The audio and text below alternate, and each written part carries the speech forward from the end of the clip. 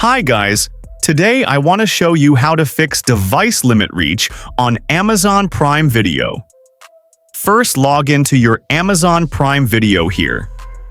As a reminder, you should be first logged into your Amazon account, so you can successfully log into your Amazon Prime Video. After successfully logged in here, just click on your account picture. Click on Account Settings. Head over to Devices. So, the devices you can just register here depends on your subscription.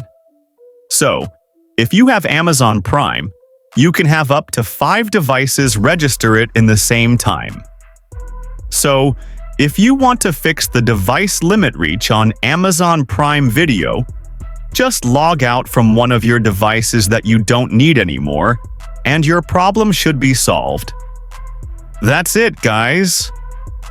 If you found this video helpful, don't forget to like and subscribe and hit the notification bell so you never miss a daily drop on our channel. Thanks for watching. See you in the next video.